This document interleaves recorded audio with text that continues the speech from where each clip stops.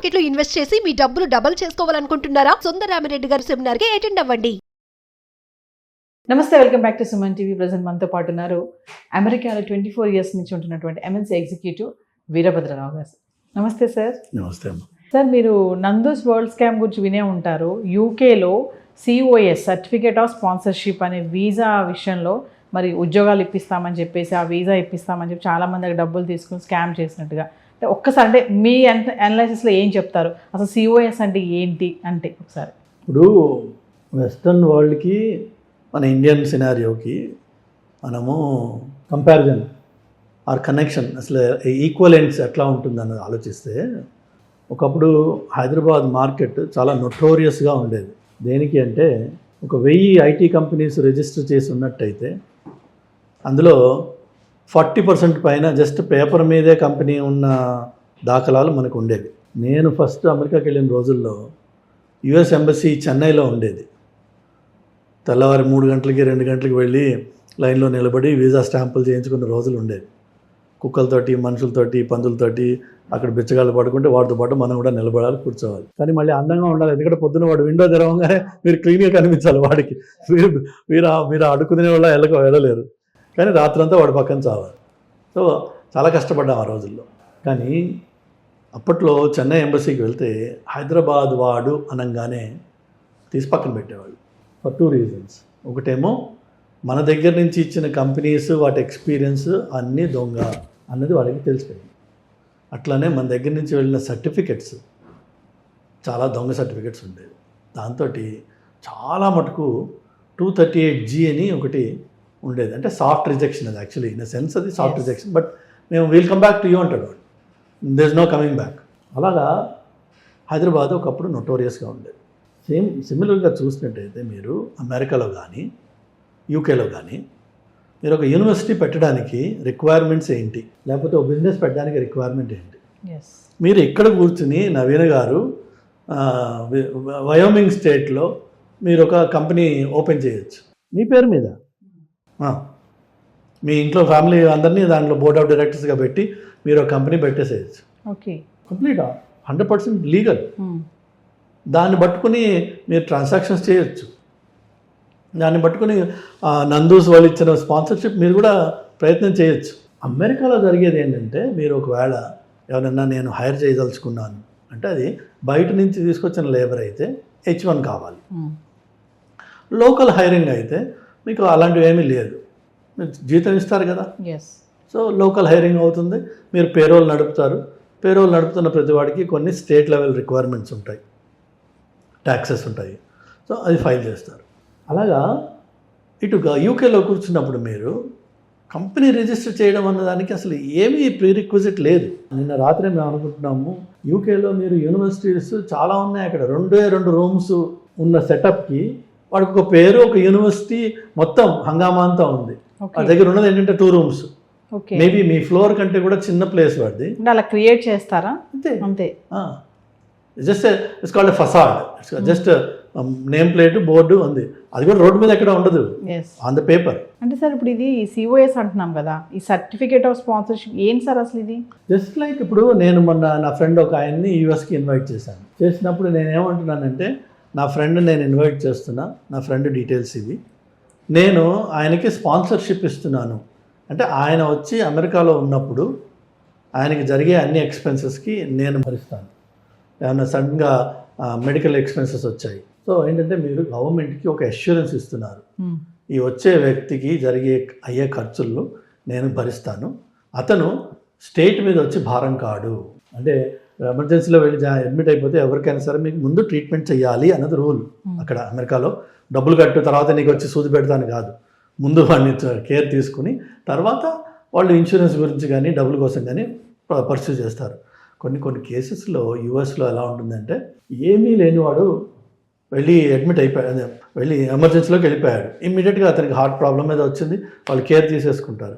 కానీ మీకు తర్వాత తెలుస్తుంది అతని దగ్గర ఇన్సూరెన్స్ లేదు, అతను ఇల్లీగల్ ఇమిగ్రెంట్ ఏదో ఉంది.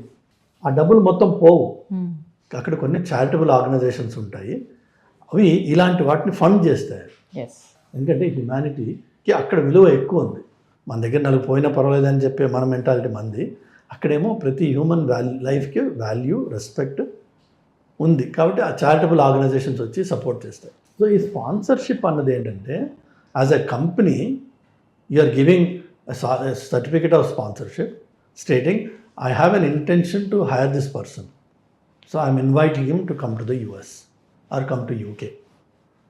సో అక్కడికి వెళ్ళిన తర్వాత తూనా బొడ్డు అని చెప్పి నీ పని నువ్వు చూసుకొని ఆయన నిన్ను అమెరికాకి తీసుకురావడం వరకు, యూకే తీసుకురావడం వరకు నా పని, అంతే. ఇప్పుడు పోయి నువ్వు చావు అన్నాడు అనుకో, అక్కడి నుంచి మీ స్టేటస్ వచ్చి ఇల్లీగల్ అవుతారు మీరు.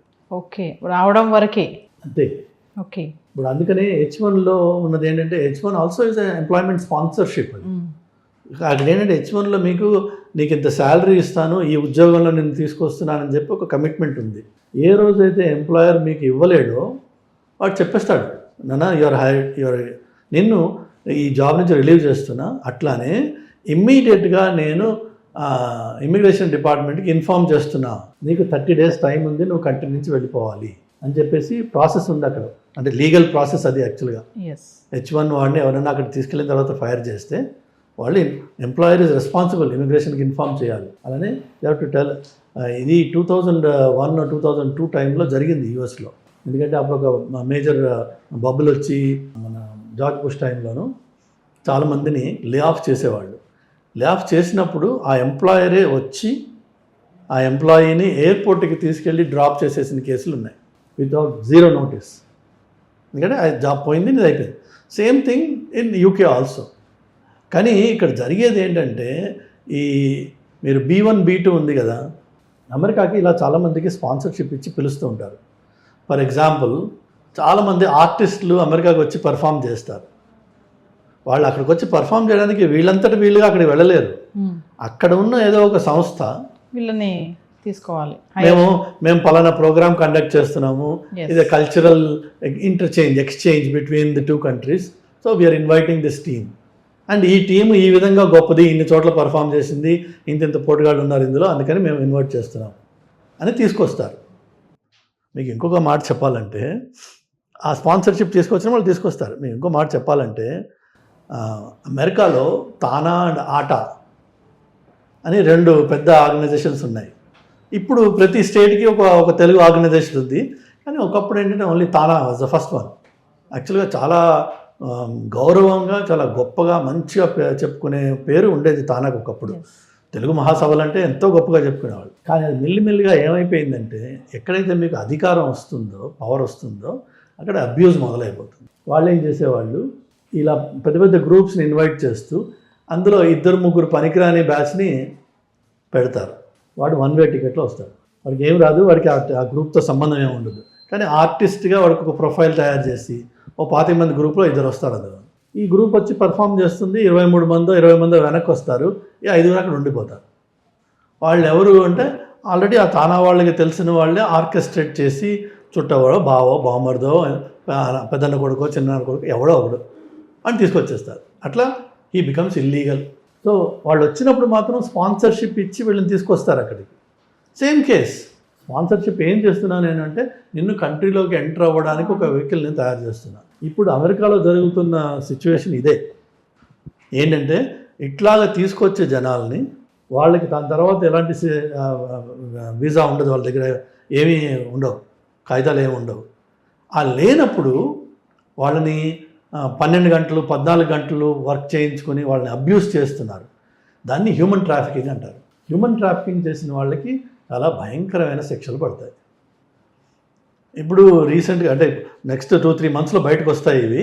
బట్ ఒక పబ్లిక్ ప్రెస్ కాన్ఫరెన్స్ పెట్టి అమెరికాలో అనౌన్స్ చేశారు, ఇట్లా మేము 1 million cases మేము పట్టుకున్నాం across the multiple states. Same thing మీకు యూకేలో కూడా అవుతుంది. సేమ్ థింగ్ మీకు యూకేలో, ఇది ఇప్పుడు నందూస్ చేస్తున్నది కూడా is very similar to that. మనం చేయాల్సిందల్లా, నా సలహా ఏంటంటే, నేను ఆ దేశానికి ఎలాగోలా వెళ్ళిపోవాలి అని చెప్పి దయచేసి వెళ్ళకండి. ఇండియాలో కూర్చుని పానీపూరి బండి పెట్టుకుని అమ్ముకున్నా మనం బతకచ్చు హ్యాపీగా.